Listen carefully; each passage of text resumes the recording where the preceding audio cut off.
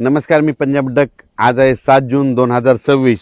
मी जात आहे भोकरदन या ठिकाणी. त्या ठिकाणी बँकेचं उद्घाटन आहे आणि जात असताना काय झालं तुम्ही पाहू शकता. हे आमची इथली कसुरा नदी आहे.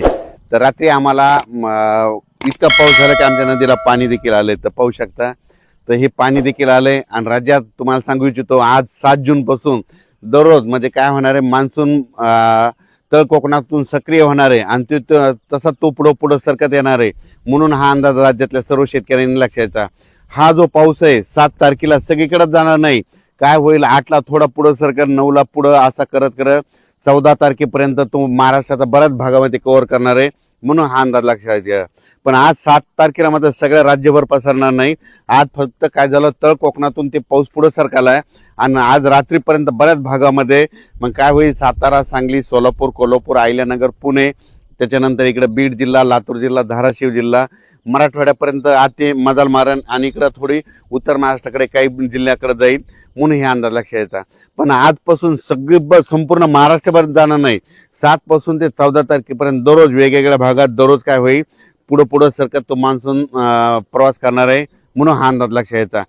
काल देखील म्हणजे काल 6 जूनला देखील आमच्या परभणी जिल्ह्यामध्ये शेलू तालुका, मानवत तालुका, परभणी जिल्ह्यामध्ये मानवत ह्या भागामध्ये इतकं वादळी वाऱ्यानं शेतकऱ्याचं अतोनात नुकसान केलं.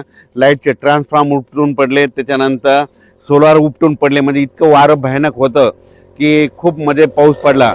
आणि हे आमच्या इथली ही कसुरा नदी आहे. या कसुरा नदीला यात पाणी देखील आलं. इतका पाऊस झाला. म्हणून हे देखील तुम्हाला सांगू इच्छितो.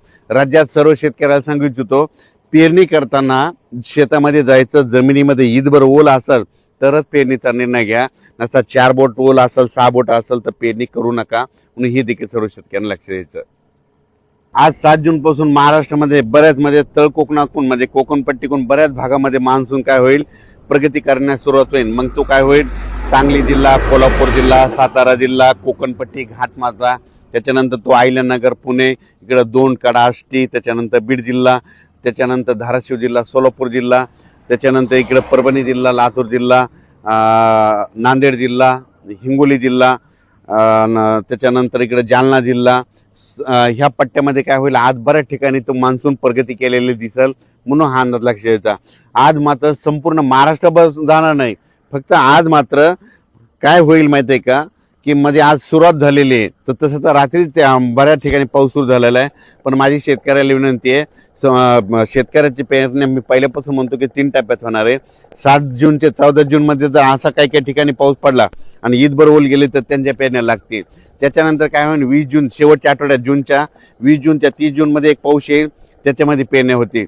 आणि त्याच्यानंतर त्याच्यातून जर काही शेतकरी उरले तर 10 जुलै ते 15 जुलैमध्ये पाऊस येणार आहे आणि त्याच्या शेतकऱ्याच्या पेरण्या होणार आहेत. म्हणून हा अंदाज लक्षात यायचा. अचानक वातावरण बदल झाला. मान्सूनचा पाऊस आहे. तुम्हाला सांगतो की लातूर जिल्हा एक त्यांच्या पेरण्या लागतील, कारण की काल देखील खूप पडला आणि आणखीन तिकडे देखील आहे. धाराशिव जिल्हा, बीड जिल्हा, परभणी जिल्हा, नांदेड जिल्हा, हिंगोली जिल्हा, त्याच्यानंतर सोलापूर जिल्हा, सांगली, त्याच्यानंतर सातारा, कोल्हापूर, अहिल्यानगर, पुणे ह्या पट्ट्यामध्ये मात्र मान्सून चांगला सक्रिय होणार आहे. त्याच्यानंतर विदर्भात पण काय होणार आहे, यवतमाळ जिल्हा, वाशिम जिल्हा, त्याच्यानंतर वर्धा, नागपूर, भंडारा, गोंदिया, चंद्रपूर, अकोला, अमरावती, बुलढाणा ह्या पट्ट्यामध्ये चांगला हे मान्सूनचा पाऊस चांगला सुरुवात करणार नाही आणि यांच्या देखील मात्र पेरणीला चांगला योग येईल म्हणून हे देखील लक्षात येतं. काल देखील तुम्हाला सांगू इच्छितो की मी धूळ पेरणी केली होती कापसाची. ट्रॅक्टरद्वारे कापसा पेरला आणि मला माहीत होतं आमच्या गावाला पाऊस येणार आहे आणि ते पडला देखील पाऊस. आणि आज आणि उद्या पडला की झाला आमचा कापूस निघतं. ते निघाल्याच्या नंतर त्याचा देखील मी व्हिडिओ करणार आहे. म्हणून हे लक्षात घेतं, हे सांगू इच्छितो. आणि शेतकऱ्याला परत सांगू इच्छितो की शेतकऱ्याच्या पहिल्यापासून म्हणतो की 3 टप्प्यामध्ये पेरणी होणार आहे.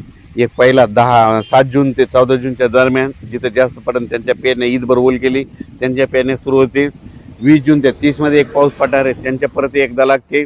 आणि त्याच्यातून जर काही शेतकरी उरले तर 10 जुलै ते 15 जुलैमध्ये एक पाऊस येणार आहे. त्याच्यामध्ये पाऊस पडेल आणि त्याच्यामध्ये पेरण्या होतील. पण यावर्षी चांगला पाऊस आहे, सरासरी इतका आहे, पिकाला लागल तसा आहे, दुष्काळ वगैरे काही पडणार नाही. म्हणून हा अंदाज सर्व शेतकऱ्यांनी लक्षात घ्यायचा. धन्यवाद.